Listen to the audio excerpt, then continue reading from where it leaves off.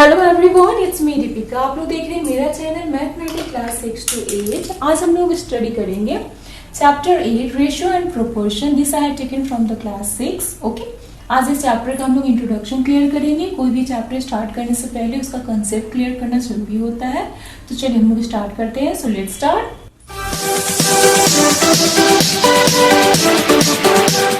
Chapter 8 ratio and proportion. यहाँ पे दो वर्ड है, रेशियो और दूसरा है प्रोपोर्शन। पहले हम लोग रेशियो का बारे में डिस्कस करते हैं। ओके, रेशियो क्या है? तो ratio means that comparing between the two things. Okay, दो चीजों में कंपेयरिंग करना। जैसे कि एग्जांपल में बताती हूँ, सपोज एक क्लास में आपके गर्ल्स हैं 20, ठीक है, और बॉयज हैं हमारे 30।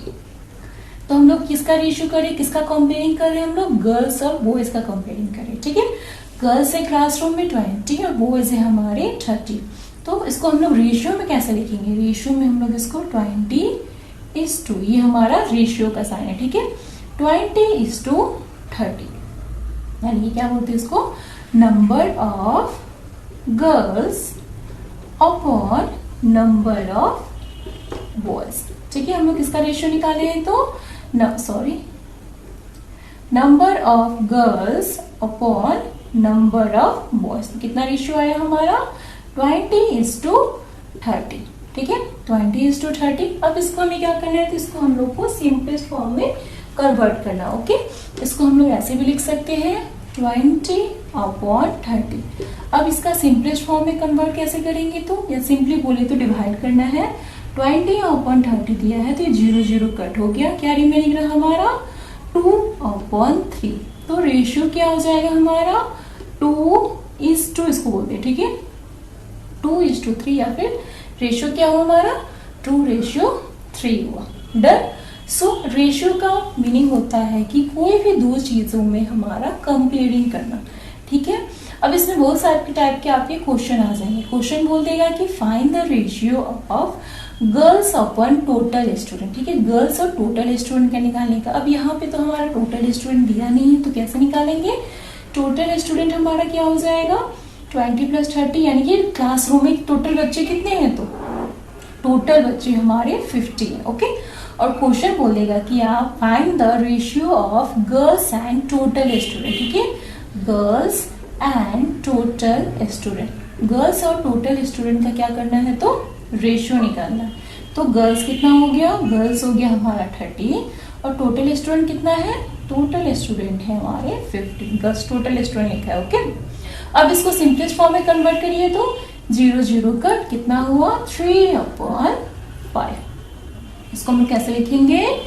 3:5। क्लियर है? तो ये हमारा रेशियो का क्वेश्चन आ सकता है, find the ratio of girls या गर्ल्स अपॉन टोटल स्टूडेंट। इसी टाइप में आपका बॉयज भी पूछ सकता है, तो बॉयज को भी सेम प्रोसेस से निकालना है। सिंपली बॉयज हम लोग अपॉन लिख देंगे न्यूमरेटर में और टोटल स्टूडेंट हमारे डिनोमिनेटर में आ जाएंगे। ओके, टोटल स्टूडेंट कितने हुए? बॉयज कितने हैं? बॉयज है हमारे 30 और टोटल स्टूडेंट है हमारे 50। तो 0 कट कितना रहा हमारा आंसर? 3:5। तो रेशियो हमारे इसी टाइप के क्वेश्चन आते हैं। ओके, रेशियो में कोई भी क्वेश्चन दे सकता है, बस मैंने आपको एग्जांपल बताया है। सिंपली रेशियो में हम लोग दो चीजों का कंपैरिजन करते हैं। क्लियर है? चलिए अब हम लोग okay, now let's do the next topic. Okay, next topic है हमारा इक्विवेलेंट रेशियो। ओके, अब इक्विवेलेंट रेशियो क्या होता है? तो इक्विवेलेंट इक्वल होगा। ठीक है, इक्विवेलेंट से क्या रिफर होता है? ये हमारे इक्वल रेशियो होना चाहिए। ठीक है, जैसे कि एग्जांपल दिया रहेगा 5:2 और 5:2। अब बताइए क्या ये दोनों रेशियो हमारे इक्वल है ना? Yes, it is equal. So ये दोनों हमारे इक्विवेलेंट रेशियो है। ओके, इस तरह आपको क्वेश्चन दे देगा 2:3 एंड 4:5। अब बताइए क्या ये दोनों इक्वल है?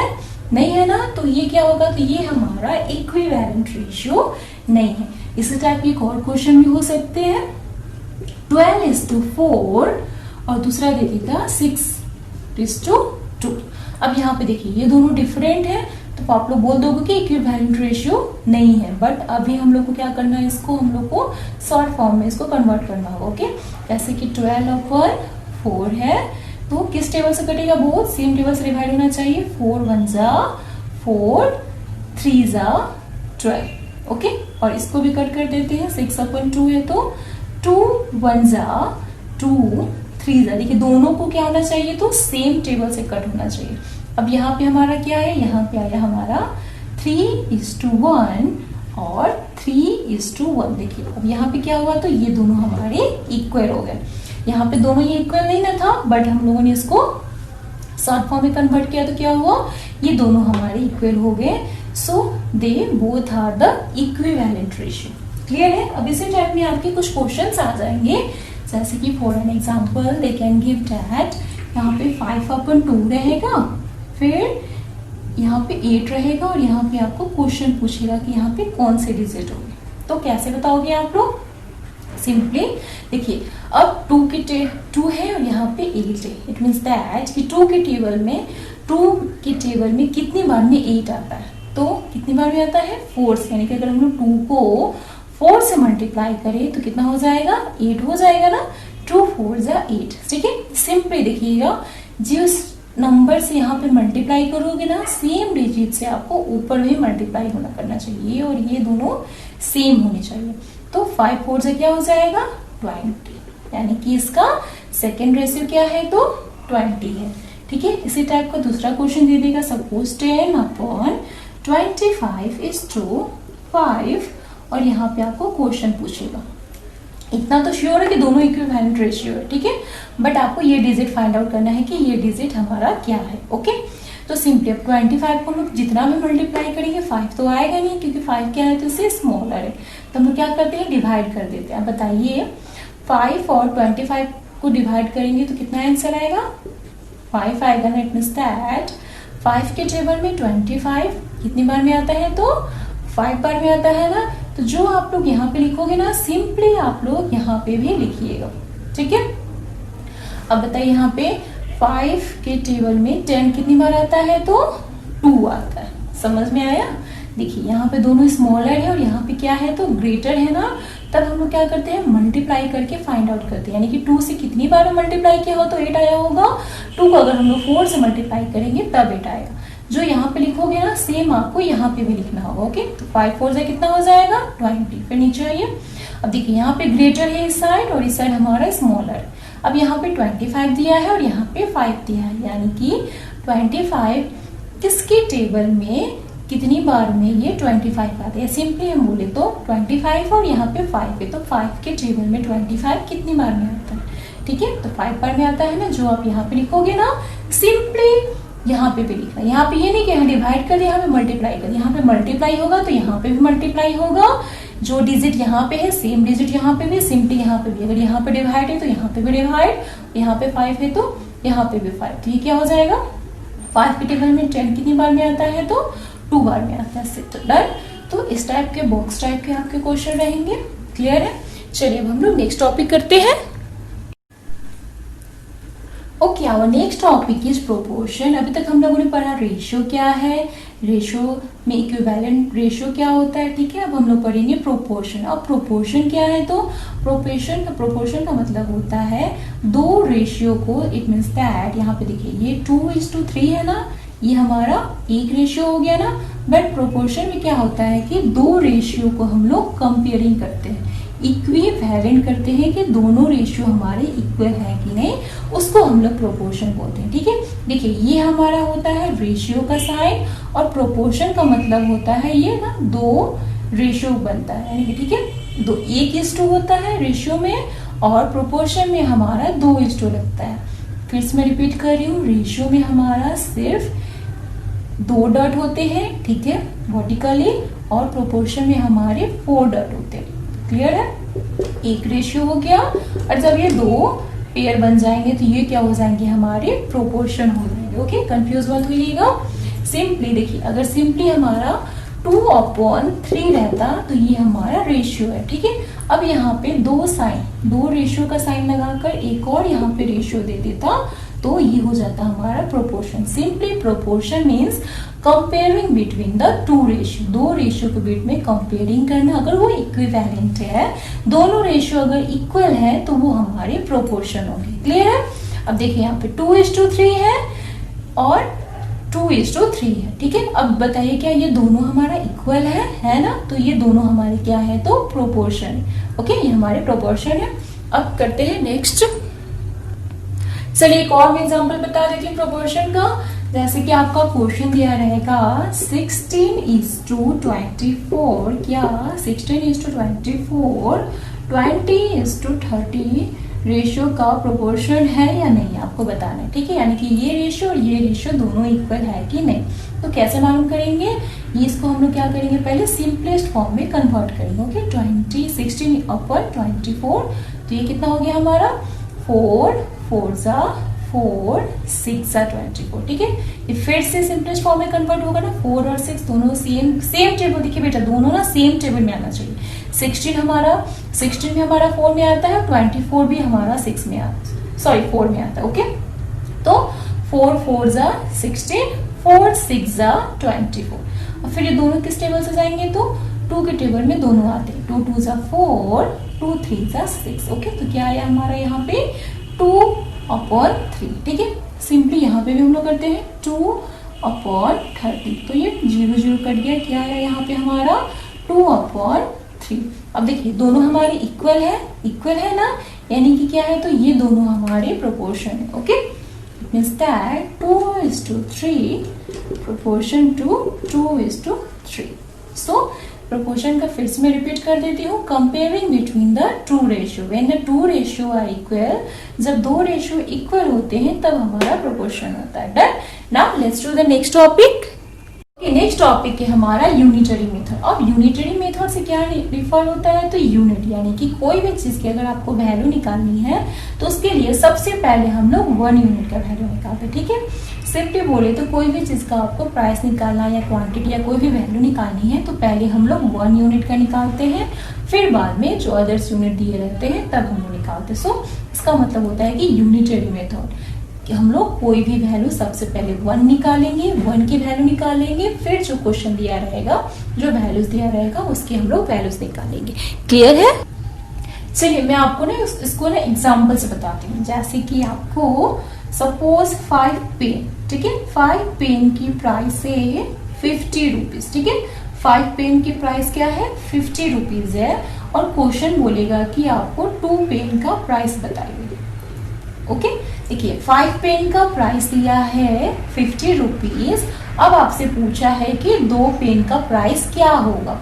तो यूनिटरी मेथड में क्या करेंगे? सबसे पहले हमें 1 पेन का प्राइस मालूम होगा तभी ना हम लोग 2 पेन का प्राइस बताएंगे।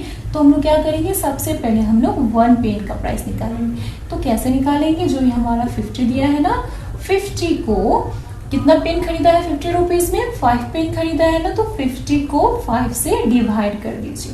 तो 5 के टेबल में 50 कितनी बार में आता है? तो 10 बार में आता है ना। यानी कि 1 पेन का प्राइस क्या है? तो 1 पेन का प्राइस हमारा 10 रुपीज है। क्लियर है? देखिए फिर से मैं समझाती हूँ। 5 पेन का प्राइस अगर 50 रुपीज है तो 2 पेन का प्राइस क्या होगा?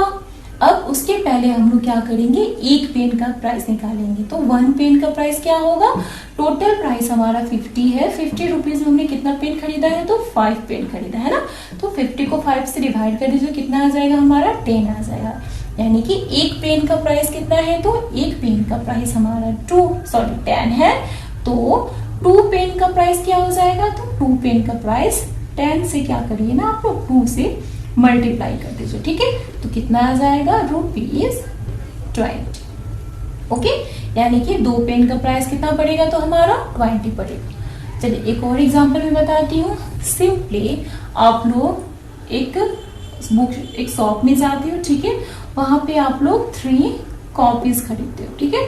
3 कॉपीज लेते हो। वो कॉपीज का प्राइस हमारा सपोज 45 रहता है, ठीक है। अब क्वेश्चन पूछेगा कि बताइए 7 कॉपीज परचेज करने के लिए हमें कितना पैसा देना होगा। अगर 3 कॉपी हमारा 45 रुपीज में आएगा तो 7 कॉपीज कितने प्राइस में आएंगे? तो उसके लिए क्या करेंगे, सबसे पहले हम लोग 1 कॉपी का निकालेंगे। ठीक है, सबसे पहले हम लोग क्या करेंगे, 1 कॉपी का प्राइस क्या है। तो इस 45 को ना हम लोग यहाँ पे जो दिया रहता है ना 3 से हम लोग डिवाइड करेंगे। अब बताइए 3 से 45 को डिवाइड करोगे तो कितनी बार में जाएगा, सिंपली भी कर सकते, डिवाइड कर दीजिए। 3 1 जा 3, 150 कितनी बार में जाएगा, तो 5 बार में जाएगा, यानी कि 1 कॉपी का दाम आपका 15 रुपीज है। ठीक है, 1 कॉपीज का प्राइस कितना है, तो 1 कॉपी का प्राइस 15 रुपीज है। अब क्वेश्चन क्या था कि 7 कॉपीज का प्राइस क्या होगा, तो 7 कॉपीज का प्राइस यानी कि 15 को 7 से क्या करिए, तो मल्टीप्लाई कर दीजिए। ठीक है, तो अब हम लोग क्या करेंगे, मल्टीप्लाई कर देंगे। 7 5 जा 35, कैरी 3, 7 + 3 हो गया हमारा 10। ठीक है, या फिर सिंपली 15 7 जा 105। क्लियर है ना। तो यानी कि अगर 3 कॉपी का प्राइस 45 रुपीज है तो 7 कॉपी का प्राइस कितना हो जाएगा, 7 कॉपी का प्राइस हमारा 105 हो जाएगा। क्लियर, डन ना, क्लियर हो गया ना आपको। और एग्जाम्पल बता दो, एक और एग्जाम्पल में बताती हूँ। सपोज आप मार्केट में जाते हो और आप लोग क्या करते हो, तो 2 आप लोग डेयरी मिल्क लेते हो। ठीक है, ये तो सब कोई खाता है ना। चलिए 2 हम लोग क्या करते हैं, तो 2 हम लोग डेयरी मिल्क लेते हैं। अब 2 डेयरी मिल्क का प्राइस हमारा 20 रुपीज रहता है। ठीक है, यहाँ पे रुपीज का साइन लगाना जरूरी है। 20 रुपीज में 2 डेयरी मिल्क आता है। ओके, अब आपको पूछा गया कि 5 डेयरी मिल्क का प्राइस, 5 डेयरी मिल्क का प्राइस क्या हो जाएगा, तो दिस इज योर क्वेश्चन। अब तो आ जाएगा ना आपको। क्या करेंगे, सबसे पहले हम लोग 1 डेयरी मिल्क का प्राइस निकालेंगे। यूनिट मीन्स 1 होता है। ठीक है, तो 1 डेयरी मिल्क का प्राइस कितना हो जाएगा, क्या करेंगे उसके लिए, सिंपली यहाँ पे जो दिया है ना 20 को हम लोग 2 से डिवाइड कर देंगे। तो कितनी बार में गया 2 के टेबल में 20, 10 बार में। मीन्स दैट कि 1 डेयरी मिल्क का प्राइस कितना रुपीज है, तो 10 रुपीज है। तो 5 डेयरी मिल्क का प्राइस कितना हो जाएगा, 5 डेयरी मिल्क का प्राइस हो जाएगा हमारा 50। इजी है ना। सो ये है हमारा यूनिटरी मेथड। आई होप आप सबको समझ में आ गया होगा। कोई भी और क्वेश्चन पूछना होगा तो कमेंट बॉक्स में जाके टाइप करिएगा। ओके, इसका exercise I will upload soon. Till that, bye bye and have a nice day.